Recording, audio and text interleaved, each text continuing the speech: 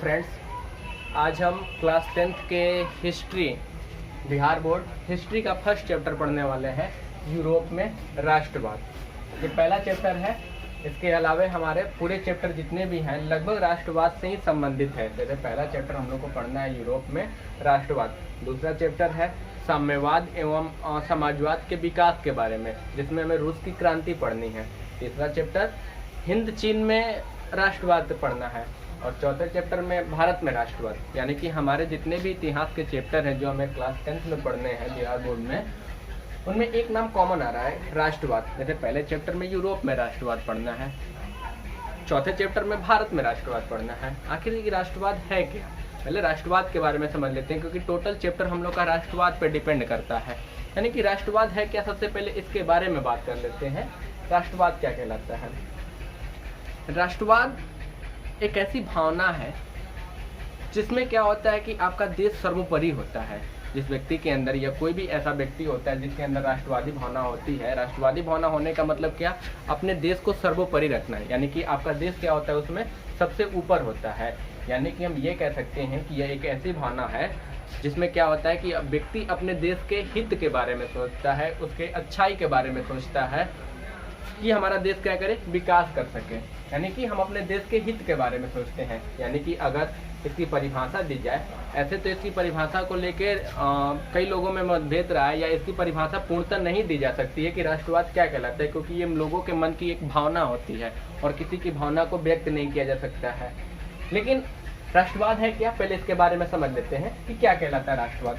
राष्ट्रवाद एक ऐसी भावना है जो किसी क्षेत्र विशेष में रहने वाले लोगों के बीच में क्या करती है, एकता की वाहक बनती है। कोई भी वैसा हो, वो जाति के आधार पे हो जाए या भाषा के आधार पे हो जाए या किसी भी आधार पे हो सकता है, ठीक है, वो राष्ट्रवाद कहलाता है। यूरोप में राष्ट्रवाद कैसे शुरुआत हुई, सबसे पहले इसी के बारे में बात करेंगे। तो यूरोप में राष्ट्रवाद की शुरुआत फ्रांस की क्रांति से मानी जाती है। फ्रांस की क्रांति सन 1789 ईस्वी में हुई थी। इससे पहले भी क्रांति हुई थी, अमेरिका की क्रांति।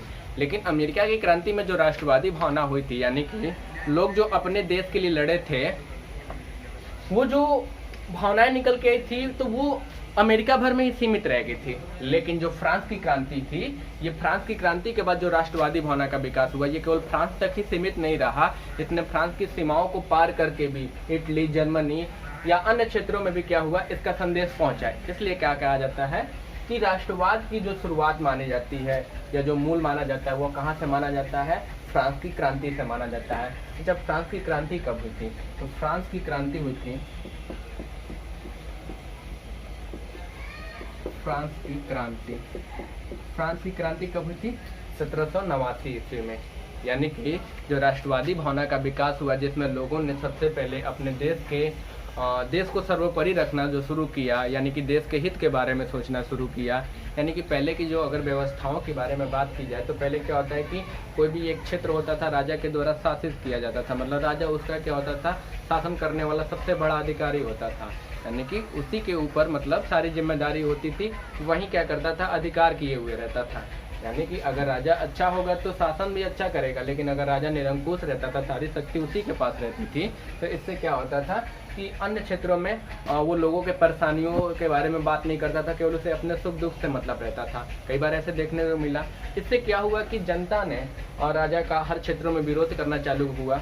तो ऐसी ही घटना कहाँ पे चालू होती है, फ्रांस में चालू होती है। अच्छा, जब फ्रांस में क्रांति हुई थी 1789 ईस्वी में, तो फ्रांस की क्रांति से पहले, मतलब फ्रांस की क्रांति के समय जो वहाँ का राजा था, उसका क्या नाम था, लुई 16वां।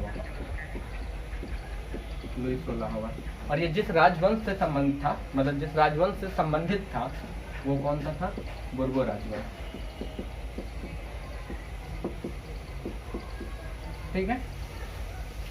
यानी कि जब फ्रांस में लुई 16वां शासन करने के लिए आया था, पूरी सत्ता का बागडोर इसने संभाला था, तो सारी शक्ति इसी के हाथों में केंद्रित थी। इससे क्या हुआ कि इसे जनता के सुख दुख से कोई मतलब नहीं था, ये निरंकुश हो गया। यानी कि जब सत्ता का सारा अधिकार या सारी शक्ति किसी एक व्यक्ति के पास सीमित हो जाती है, एक व्यक्ति के पास ही रह जाती है, उसका पृथक्करण नहीं होता है, तो इससे क्या होता है, व्यक्ति तानाशाह या निरंकुश बन जाता है।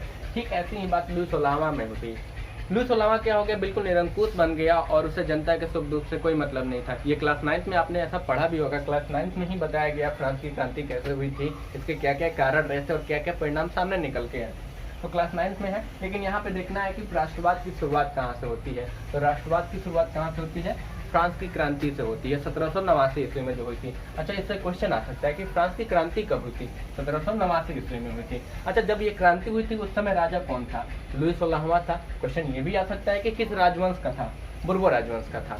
अच्छा, यही नहीं है, इससे पहले भी जो राजा होने वाले थे वो भी ऐसे ही करते थे, लेकिन लोगों की जो एक सहने की सीमा होती है उसका अंत शायद इसी के काल में हो गया होगा। अब वो बर्दाश्त ही नहीं करना चाहते हैं और इनका जोरदार विरोध हुआ। जब हम 9th क्लास में पढ़ते हैं तो एक बौद्धिक जागरण पढ़ते हैं। क्या होता है कि कई ऐसे लोग आते हैं जिन्होंने अपनी लेखनी के माध्यम से पूरी तरह से लोगों को ये मतलब उजागर करते हैं या उनके अंदर वो शक्ति भरते हैं कि आप राजा का विरोध करना सीखें। और यहाँ पे राजा का विरोध होता है और यहाँ पे क्या होती है, जो राजतंत्र व्यवस्था होती है उसमें बदलाव होता है और वहाँ पे एक नई व्यवस्था का जन्म होता है। ऐसे राष्ट्रवाद भावना का शुरुआत होता है। तो चैप्टर में पहले यूरोप में राष्ट्रवादी भावना, या पहले कह सकते हैं कि विश्व में राष्ट्रवाद की शुरुआत कहाँ से होती है, फ्रांस की क्रांति से होती है 1789 ईस्वी में। ठीक है, लेकिन जरा सा आगे बढ़ते हैं कि चूंकि हमने पढ़ा कि हमने जाना कि किस प्रकार थे, इससे पहले अमेरिका में क्रांति हुई थी, लेकिन वहाँ की जो राष्ट्रवादी भावना थी, क्योंकि अमेरिका के ऊपर इंग्लैंड ने अधिकार किया था तो इंग्लैंड का विरोध किया गया था, इंग्लैंड को वहाँ से भगाया गया था। तो कहीं ना कहीं अमेरिकियों के अंदर अपने देश के बारे में राष्ट्रवादी भावना जागी होगी या अपने देश को सर्वोपरि रखे होंगे, तो उन्होंने वहाँ पे भी राष्ट्रवादी भावना का विकास हुआ, लेकिन केवल अपने क्षेत्र तक ही सीमित रह पाया। लेकिन जो फ्रांस की क्रांति थी उससे क्या हुआ कि जो राष्ट्रवादी भावना बाहर निकल के आई वो पूरी सीमाओं से बाहर निकल के यूरोप के लगभग हर क्षेत्रों तक चली गई। इसलिए ऐसा कहा जाता है कि राष्ट्रवाद का विकास कहाँ से होता है, फ्रांस की क्रांति से होता है। ठीक है, आगे बात करते हैं। लेकिन धीरे धीरे ये भावना कैसे यूरोप के अन्य क्षेत्रों में पहुंचती है, सबसे पहले इसके बारे में बात करते हैं कि यूरोप में इसका आगमन कैसे होता है। ठीक है,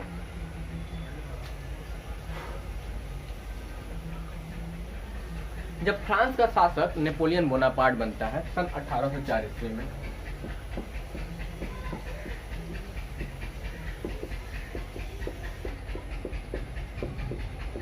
नेपोलियन बोनापार्ट 1804 ईस्वी में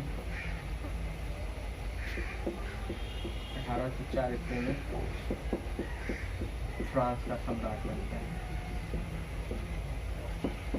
1799 ईस्वी में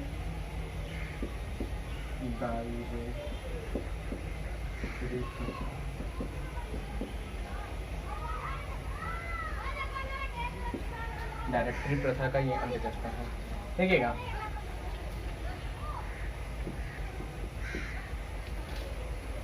जो राष्ट्रवादी भावना का जो विस्तार पढ़ते हैं कि कैसे ये यूरोप के अन्य क्षेत्रों में पहुंचा, तो इसमें सबसे बड़ा जो योगदान है ये फ्रांस का शासक नेपोलियन बोनापार्ट का है। नेपोलियन बोनापार्ट सन 1804 ईस्वी में फ्रांस का सम्राट बनता है। इससे पहले वो 1799 ईस्वी में डायरेक्टरी प्रथा का अंत करता है।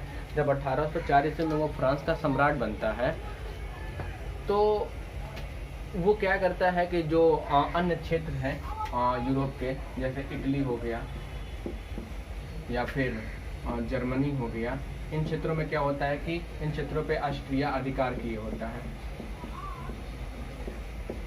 तो ये अपनी सेनाएं ले जाते हैं और वहाँ पे क्या करते हैं कि ऑस्ट्रिया के साथ जंग लड़ते हैं।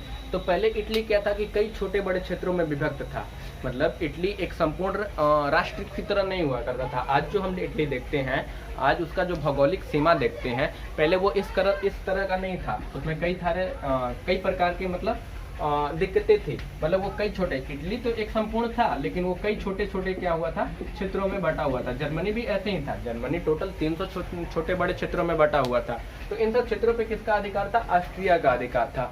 अतः इन्होंने क्या किया, नेपोलियन बोनापार्ट ने अपनी सेनाएं ले जाके यहाँ पे इटली एवं जर्मनी के क्षेत्रों में ऑस्ट्रिया के साथ युद्ध लड़ा।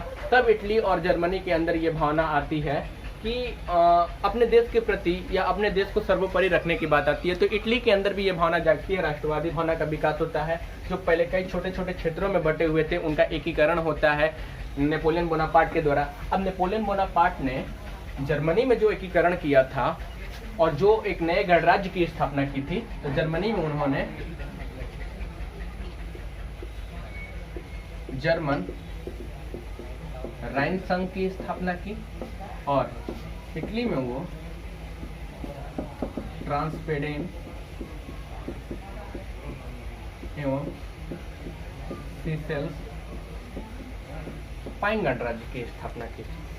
मतलब जो जर्मनी और इटली कई खंडों में छोटे छोटे टुकड़े में बटा हुआ था, अपने ही लोगों में लड़ाई हुआ करती थी, राजा एक दूसरे से लड़ते रहते थे। इससे क्या हुआ कि अन्य एक देश आके इन पे अधिकार कर लेता है और अपना वर्चस्व कायम कर लेता है। लेकिन नेपोलियन बोनापार्ट क्या करते हैं, अपने युद्धों से, अपने विजयों से क्या करते हैं कि यहाँ पे क्या करते हैं कि यहाँ का वर्चस्व जो ऑस्ट्रिया का था उसे हटाते हैं और यहाँ पे एक नए क्षेत्र यानी कि जर्मन राइन संघ, कई क्षेत्रों को मिला के, अपने जीते हुए क्षेत्रों को मिला के जर्मनी में जर्मन राइन संघ की स्थापना करते हैं और इटली में ट्रांसपेडेन एवं सिसिल-पाइन गणराज्य की स्थापना करते हैं। ऐसे क्या होता है कि लोगों के अंदर जो राष्ट्रवादी भावना होती है ये धीरे धीरे संदेश पहुंचता है नेपोलियन बोनापार्ट के आगमन से, क्योंकि ये एक ऐसे क्षेत्र से निकले हुए थे, ये फ्रांस के क्षेत्र से निकले थे जहाँ से सबसे पहले राष्ट्रवादी भावना का विकास हुआ था। ये बात वहीं से आती है। इसलिए कहा जाता है कि नेपोलियन बोनापार्ट ने राष्ट्रवादी भावनाओं के प्रसार में बहुत बड़ा योगदान दिए थे। यूरोप में राष्ट्रवादी भावना को बढ़ाने में इनका सबसे बड़ा योगदान था, क्योंकि इन्होंने इटली में ऑस्ट्रिया के वर्चस्व को खत्म करके ट्रांसपेडेन एवं सिसिल-पाइन गणराज्य की स्थापना की है और जर्मनी में जर्मन राइन संघ की स्थापना, यानी कि जर्मनी में नेपोलियन बोनापार्ट के द्वारा जर्मन राइन संघ की स्थापना की। जो 300 छोटे छोटे क्षेत्रों में बटे हुए क्षेत्र थे उन्हें मात्र 39 रियासतों में बांट दिया गया। किसके द्वारा? नेपोलियन बोनापार्ट के द्वारा 39 रियासतों में बांट दिया गया। जो जर्मनी पहले 300 क्षेत्रों में विभक्त था वो मात्र अब 41 रियासतों में बट के रह गया, यानी कि एकता की भावना का विकास हो रहा था, राष्ट्रवादी भावना का विकास हो रहा था, लोगों को ये समझ में आ रहा था। उसी प्रकार से जो इटली कई छोटे बड़े क्षेत्रों में विभक्त था, नेपोलियन बोनापार्ट ने उन क्षेत्रों को जीत के ट्रांसपेडेन एवं सिसिल-पाइन नामक गणराज्य की स्थापना कर दी। लेकिन विश्व के अलग हिस्से में जहाँ पे जो राजतंत्र की भावना में विश्वास रखते थे, पुरातन व्यवस्था लाना चाहते थे, उनको इस व्यवस्था से काफ़ी ज़्यादा परेशानी थी, यानी कि वो राष्ट्रवादी भावना वाले जो विचार थे उनको नहीं चाहते थे। अतः नेपोलियन बोनापार्ट को हटाने के लिए कई प्रकार की प्रक्रियाएं की गई, यानी कि जो राष्ट्रवादी भावना को सबसे ज़्यादा बढ़ावा जिन्होंने दिया था उनको अब हटाने की बात की जाने लगी। और सन 1815 ईस्वी के करीब में नेपोलियन बोनापार्ट का क्या हो जाता है? पतन हो जाता है। और जो विश्व के अन्य जो राष्ट्र थे जिन्होंने राजतंत्र की भावना में विश्वास रखते थे या राजतंत्र की भावना को कायम करना चाहते थे, नेपोलियन बोनापार्ट को हटाने के लिए कई प्रकार की योजनाएं बनाना चालू किए और वाटरलू के युद्ध में नेपोलियन बोनापार्ट को पराजित किया जाता है, इनका पतन हो जाता है। और अब जो एक नए राजनीतिक क्षेत्र का विकास होता है, या कह सकते हैं कि एक ऐसे व्यक्ति का आगमन होता है जो पूरी तरह से अपना एक वर्चस्व यूरोपीय पृष्ठभूमि पे अपना वर्चस्व कायम करता है, जिसका नाम है मेटरनिक युग। अब पढ़ने वाले हैं मेटरनिक युग के बारे में। मेटरनिक युग 1815 से 1848 ईस्वी।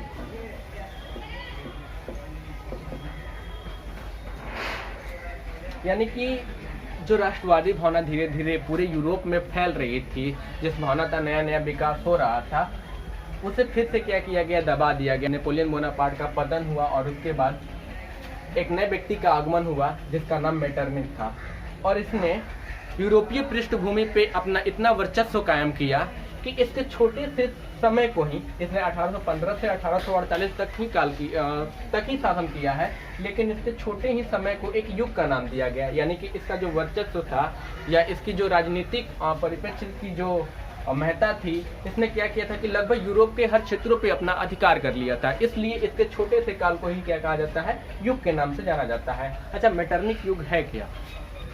सबसे पहले बात समझते हैं कि मेटरनिक कौन है। मेटरनिक ऑस्ट्रिया का एक चांसलर था।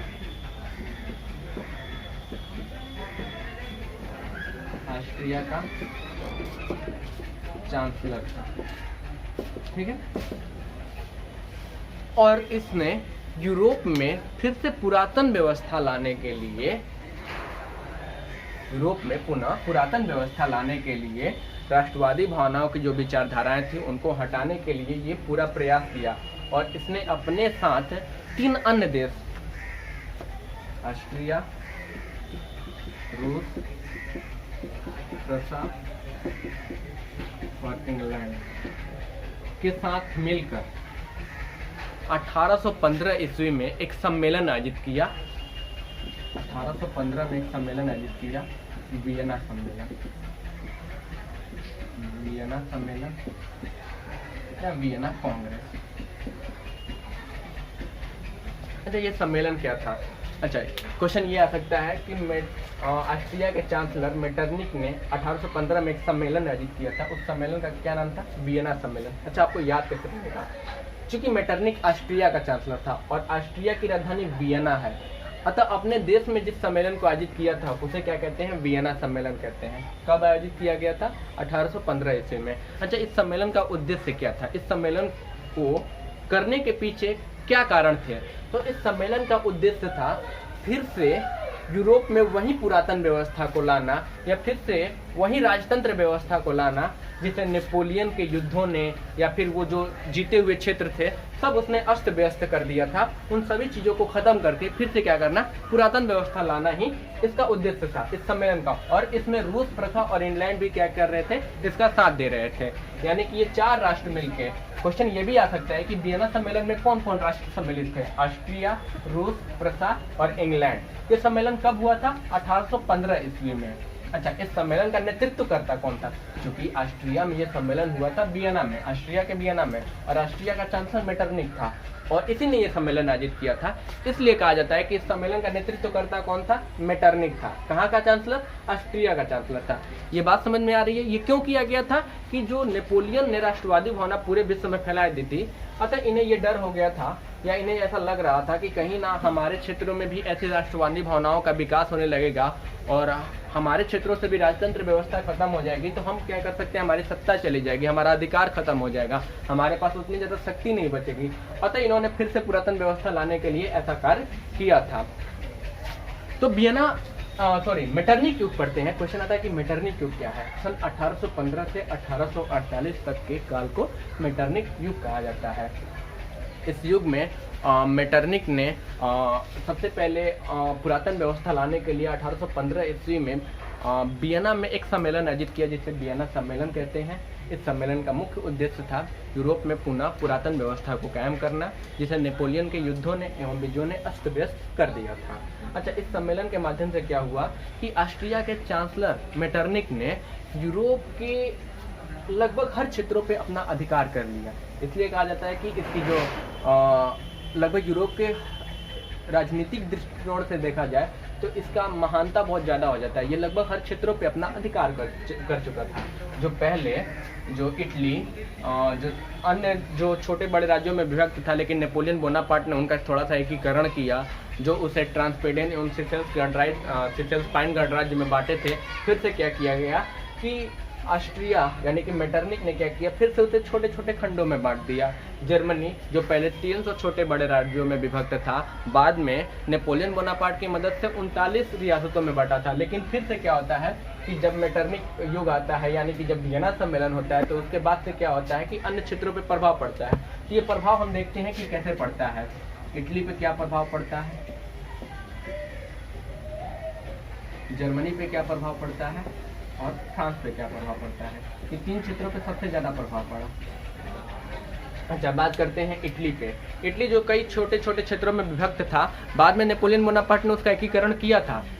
एक ट्रांसपेडेन गणराज्य था, एक सिसेल्पाइन गणराज्य था। लेकिन फिर से क्या करता है कि ऑस्ट्रिया का चांसलर मेटरनिक इसे कई छोटे छोटे खंडों में बांट के अप्रत्यक्ष रूप से इस पे अपना अधिकार कर लेता है। अच्छा, जर्मनी पे इसका क्या प्रभाव पड़ा? जब वियना सम्मेलन आयोजित हुआ, मेटरनिक क्यों गया, तो यानी कि जर्मनी पे जो 39 रियासतों में बटा था, फिर से ये क्या किया जाता है कि इसके सभी क्षेत्रों पे ऑस्ट्रिया अपना अधिकार कर लेता है। और सबसे इम्पोर्टेंट है फ्रांस।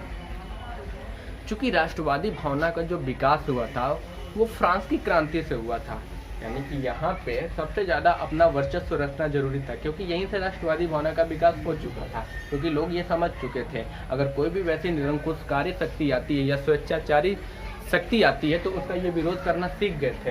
अतः फ्रांस में पुनः पुरातन व्यवस्था लाने के लिए इन्होंने क्या किया, ऑस्ट्रिया के चांसलर मेटरनिक ने वहाँ पे पुनः बुर्बो राजवंश के राजा लुई 18वां को यहाँ का राजकुमार बनाते हैं। चूँकि इन्हें लगता था कि जो बुर्बो राजवंश था पहले से निरंकुश था, और तब फिर से अगर बुर्बो राजवंश को सत्ता में लेके आया जाएगा तो फिर से वो क्या करेंगे, निरंकुशकारी वाला शासन करेंगे और राष्ट्रवादी भावना खत्म होगी। अतः फ्रांस में बुर्बो राजवंश की स्थापना करते हैं। तो क्वेश्चन यहाँ से आता है कि वियना सम्मेलन के बाद फ्रांस में पुनः किस राजवंश की स्थापना होती है, तो बुर्बो राजवंश की। अच्छा, किसे राजा बनाया जाता है, तो लुई 18वां को राजा बनाया जाता है। अच्छा, लुई 18वां जब राजा बन जाता है तो उन्हें ऐसा लगता है, या मेटरनिक को ऐसा लगता है कि ये फ्रांस में पुरातन व्यवस्था लाने का भरसक प्रयास करेगा। लेकिन लुई 18वां वैसी नीति का नहीं था।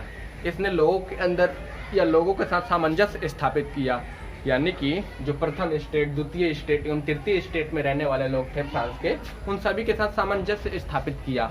और नेपोलियन बोनापार्ट जब सत्ता में आया था तो उसने समान नागरिक संहिता लागू किया था। उसने भी इस नीति का अनुसरण किया। अच्छा, समान नागरिक संहिता क्या है, मतलब अर्थ से ही पता चलता है कि हर व्यक्ति क्या है, एक समान है। क्योंकि जब लुई 16वां शासन कर रहा था, जिसके समय 1789 में क्रांति हुई थी, तो उस समय क्या था कि फ्रांस में तीन प्रकार से स्टेट बटे हुए थे। मतलब जनता का जो कैटेगरी किया गया था वो तीन प्रकार थे। प्रथम स्टेट कुलीन, द्वितीय स्टेट में पादरी आते थे, पोप आते थे, और तीसरे स्टेट में जो मध्यम परिवार होते थे, जिसमें गरीब किसान हो गए, मजदूर हो गए, या वकील हो गए, या अध्यापक हो गए, ऐसे क्षेत्र के लोग आते थे। तो अतः इनके साथ क्या होता था, बुरा बर्ताव किया जाता था। अन्य जो ऊपर के दो क्षेत्र थे, इन्हें कर भी नहीं देना होता था, कर का सारा बोझ तृतीय स्टेट पे था। अतः जब नेपोलियन बोनापार्ट आए थे तो समान नागरिक संहिता लागू किए थे। तो लुई 18वां ने भी क्या किया, उसका अनुसरण किया और समान नागरिक संहिता लागू की है। तो ये अच्छी नीति का व्यक्ति था। लेकिन 1824 ईस्वी में इसकी मृत्यु हो जाती है। 1824 ईस्वी में मृत्यु हो जाती है लुई 18वां की। और उसके बाद फिर फ्रांस का जो शासक बनते हैं, उसके बाद फ्रांस का जो सम्राट बनता है, चार्ल्स दसम। ठीक है, आप ऐसे कर सकते हैं, चार्ल्स दसम बनता है। और इसने अपना प्रधानमंत्री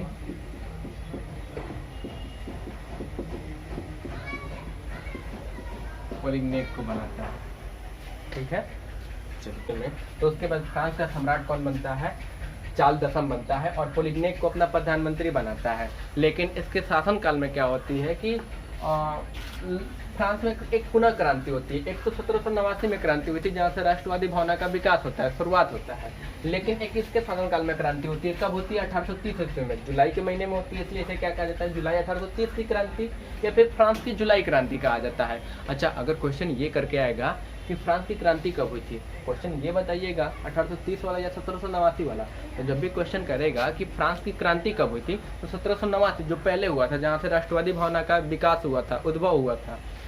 लेकिन जब ये क्वेश्चन पूछेगा कि फ्रांस की जुलाई क्रांति कब हुई थी, तब हमें उसका आंसर 1830 देंगे। कंफ्यूजन नहीं होना चाहिए। फ्रांस की क्रांति 1789, फ्रांस की जुलाई क्रांति कब हुई थी, 1830 ईस्वी में हुई थी। अच्छा, क्वेश्चन ये भी आ सकता है कि जब फ्रांस की जुलाई क्रांति हुई थी तो उस समय फ्रांस का सम्राट कौन था, तो चार्ल्स दसम था। अच्छा, किसे अपना प्रधानमंत्री नियुक्त किया था, तो पोलिग्नेक को अपना प्रधानमंत्री नियुक्त किया था। अच्छा, इससे जो शासनकाल में ये क्रांति जो हुई थी वो किस कारण से हुई थी, तो सबसे पहले समझते हैं कि चार्ल्स दसम किस नीति का व्यक्ति था। चार्ल्स दसम एक निरंकुशकारी व्यक्ति एवं प्रतिक्रियावादी व्यक्ति था। वो किसी भी प्रकार के संवैधानिक नियमों के अनुसार शासन करने को तैयार नहीं था। यानी कि उससे पहले जो नेपोलियन बोनापार्ट जिस स्थिति में फ्रांस को छोड़ के गया था, यानी कि वहाँ पे पूरी तरह से नई विचारधारा लेके आया था, नया संविधान तैयार हुआ था, नया कैलेंडर जारी हुआ था, हर प्रकार से नई चीज़ बना के गया था, समान नागरिक संहिता लागू हुआ था, जिसे 1824 ईस्वी में 1824 से पहले जो लुई 18वां था उसने भी उसे पालन किया था। लेकिन जैसे ही चार्ल्स दसम सत्ता में आता है तो ये क्या होता है कि समान नागरिक संहिता को क्या करता है, खत्म करता है। तो सुनते हैं कि कैसे ये क्रांति होती है। तो चार्ल्स दसम किस प्रकार की व्यक्ति था, निरंकुशकारी व्यक्ति था या प्रतिक्रियावादी व्यक्ति था। अच्छा, वो किसी भी प्रकार के संवैधानिक विचारधारा के अनुसार या संवैधानिक नियमों के अनुसार शासन करने को तैयार नहीं था, और अपनी ही नीति के एक व्यक्ति पोलिग्नेक को क्या करता है, अपना प्रधानमंत्री बनाता है। ये भी बिल्कुल निरंकुश एवं स्वेच्छाचारी वाला व्यक्ति था। सत्ता में आते ही मतलब ये पोलिग्नेक जैसे ही प्रधानमंत्री बनता है तो उसने समान नागरिक संहिता को खत्म करके कुलीनों एवं पादरियों को विशेष अधिकार प्रदान कर दिया। इससे क्या हुआ कि जनता के अंदर आक्रोश की भावना जगी और उन्होंने क्या किया कि राजा का विरोध करना चालू किया। लेकिन राजा इस विरोध को दबाने के लिए 4 और कड़े नियम जारी कर दिए, जिससे जनता का मनोबल और ज्यादा अजीब हो गया, मतलब वो और ज्यादा क्रोधित हो गई। और उसने राजा का क्या किया कि राजा के खिलाफ 28 जुलाई 1830 ईस्वी को क्रांति कर दी। और क्रांति में क्या हुआ कि जनता के सामने राजा को हारना पड़ा। चार्ल्स दसम वहां का गद्दी छोड़ के इंग्लैंड भाग गया। तो फ्रांस की जुलाई क्रांति क्या है कि जब चार्ल्स दसम और पोलिग्नेक मिलके क्या करते हैं, समान नागरिक संहिता को हटाते हैं, तो इससे क्या होता है, जनता काफी आक्रोशित होती है और उसका विरोध करती है। शायद अगर राजा इस बात को मान लेता कि समान नागरिक संहिता ना हटाता तो शायद ये बात ना आगे बढ़ती और इस राजा का इतना विरोध भी नहीं होता। अच्छा, जब ये समान नागरिक संहिता हटती है, राजा का विरोध होता है, तो राजा क्या करता है कि विरोध को दबाने के लिए और 4 कड़े नियम जारी करता है। अगर ये 4 कड़े नियम और जारी ना होते तो जनता और ज्यादा विरोध नहीं करती। और 28 जुलाई 1830 ईस्वी को क्या होता है कि चार्ल्स दसम का विरोध होता है पूरे फ्रांस में और उन्हें यहाँ का गद्दी छोड़ के क्या करना पड़ता है, भागना पड़ता है, इंग्लैंड चले जाते हैं। लेकिन इसके बाद सत्ता में जो आते हैं, अच्छा पहले इस क्रांति का प्रभाव पढ़ लेते हैं कि इस क्रांति का प्रभाव क्या क्या था। इस क्रांति का प्रभाव, जब 1830 में क्रांति हुई तो इस क्रांति का प्रभाव क्या होता है कि समस्त यूरोप पे पड़ता है, क्योंकि इसमें फिर से हमने क्या किया, निरंकुश शक्ति को हरा दिया। जो तानाशाही शक्ति थी उसे हम फिर से खत्म कर दिए। तो इस क्रांति का प्रभाव कैसा पड़ता है, तो इस क्रांति का प्रभाव लगभग समस्त यूरोप पे पड़ा। जो वियना सम्मेलन के उद्देश्य थे उसने क्या किया, इस क्रांति ने उसको निरस्त कर दिया। वियना सम्मेलन के क्या उद्देश्य थे, फिर से पुरातन व्यवस्था कायम करना, राजतंत्रात्मक व्यवस्था कायम करना। लेकिन इस क्रांति ने फिर से वियना सम्मेलन के उद्देश्यों को खत्म कर दिया, यानी कि जो उनकी जो नीयत थी उसे फिर से क्या कर देते हैं, खत्म कर देते हैं। और नेपोलियन बोनापार्ट से फिर से जो नेपोलियन बोनापार्ट की नीति थी उसका फिर से क्या होता है, आगमन हो जाता है। और इसके बाद क्या होती है कि यूरोप के अन्य क्षेत्रों में भी क्रांतियां शुरू हो जाती है, जैसे पोलैंड, हंगरी, इन छोटे छोटे देशों में। इस देश के कारण क्या होता है कि अन्य क्षेत्रों में भी क्रांतियां शुरू होने लगती है। इस देश की क्रांति का प्रभाव लगभग समस्त यूरोप पे पड़ता है, यानी कि जो जुलाई 1830 की क्रांति हुई थी इसका प्रभाव समस्त यूरोप पे पड़ता है। अब बात करते हैं, अच्छा इस क्रांति का जो प्रभाव जब यूरोप पे पड़ा, पूरे यूरोप पे पड़ा, तो आगे चल के जब चार्ल्स दसम इंग्लैंड भाग गया था तो उसके बाद जो फ्रांस का सम्राट बनने के लिए आए, तो फ्रांस का सम्राट लुई फिलिप बनते हैं। लुई फिलिप, अच्छा ये किस राजवंश के थे, आर्लेन्स वंश। ये क्या होते हैं, फ्रांस के सम्राट बनते हैं। और इनके काल में भी क्या होती है कि सन 1848 ईस्वी में क्रांति शुरू हो जाती है। यानी कि इस क्रांति का प्रभाव ऐसा था कि अब किसी भी प्रकार की जो तानाशाही शक्ति थी या फिर निरंकुशवादी जो शक्ति थी, अब वो किसी प्रकार से जनता बर्दाश्त करना नहीं चाहती थी। अगर कोई भी वैसी शक्ति आती है जो किसी भी प्रकार के संवैधानिक नियम के अनुसार शासन करने को तैयार नहीं होता है, जनता क्या करती है, उसका विरोध करती है। यानी कि जो वियना सम्मेलन का उद्देश्य था, वियना सम्मेलन का क्या उद्देश्य था कि पूरी तरह से राजतंत्रात्मक व्यवस्था लेकर आना, पुरातन व्यवस्था को लेकर आना तथा नेपोलियन के जो नीति है उसे खत्म कर देना, यानी कि राष्ट्रवादी भावना का विकास ना होने देना। तो लुई फिलिप के शासनकाल में भी क्या होती है, 1848 में एक क्रांति होती है, यानी कि इनकी भी नीति अच्छी नहीं रही होगी। अब इनके बारे में बात करते हैं कि 1848 की क्रांति कैसे हुई थी। ठीक है, अब पढ़ते हैं जुलाई 1848 की क्रांति, जुलाई नहीं 1848 की क्रांति।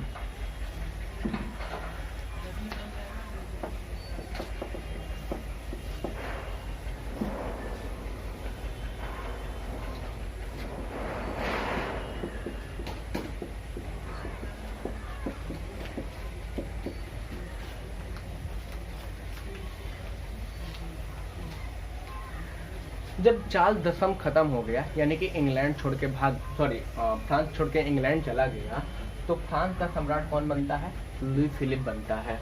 और उसने अपने गीजो नामक एक व्यक्ति को अपना प्रधानमंत्री नियुक्त करता है। जैसे चार्ल्स दसम ने पोलिग्नेक नामक व्यक्ति को अपना प्रधानमंत्री बनाया था, वैसे ही लुई फिलिप गीजो नामक व्यक्ति को अपना प्रधानमंत्री नियुक्त करता है। और सत्ता पे अपना अधिकार करता है, लेकिन 1848 आते आते इसके शासनकाल में भी क्रांति चालू हो जाती है। तो क्वेश्चन यहाँ से ये आता है कि 1848 की क्रांति के क्या कारण थे। वैसे इससे पीछे क्वेश्चन आता है चार्ल्स दशम से रिलेटेड कि 1830 की क्रांति के क्या कारण थे, 1830 की क्रांति का वर्णन करें। अब लुई फिलिप से क्या क्वेश्चन आता है, 1848 की क्रांति के बारे में वर्णन करें। 1848 की क्रांति क्यों हुई थी, इसके क्या क्या कारण रहे थे, अब इनके बारे में बात करते हैं। जो लुई फिलिप था वो एक उदारवादी शासक था, लेकिन बहुत ही अधिक महत्वाकांक्षी व्यक्ति था।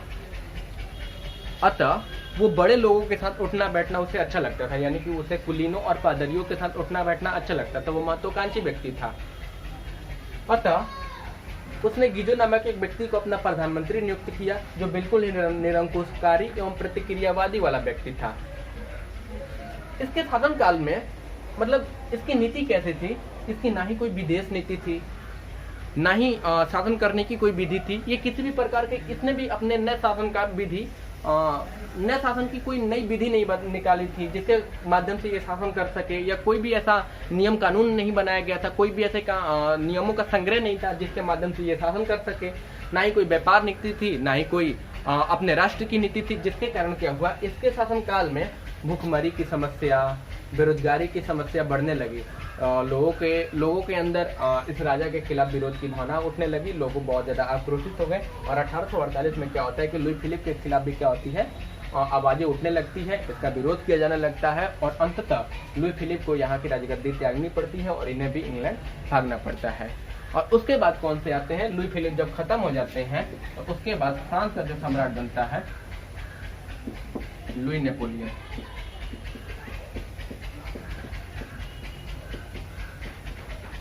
Louis Napoleon.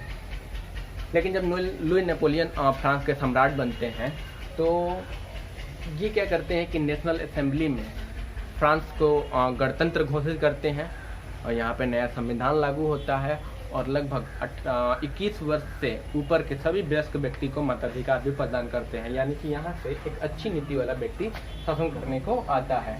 यानी कि यहाँ से क्या होता है, फ्रांस में गणतंत्र की स्थापना होती है, फ्रांस में एक नया संविधान पारित होता है और 21 वर्ष से ऊपर के सभी वयस्क पुरुषों को मताधिकार प्रदान की बात आती है लुई नेपोलियन के शासनकाल में। तो यहाँ से भी क्वेश्चन आ सकता है।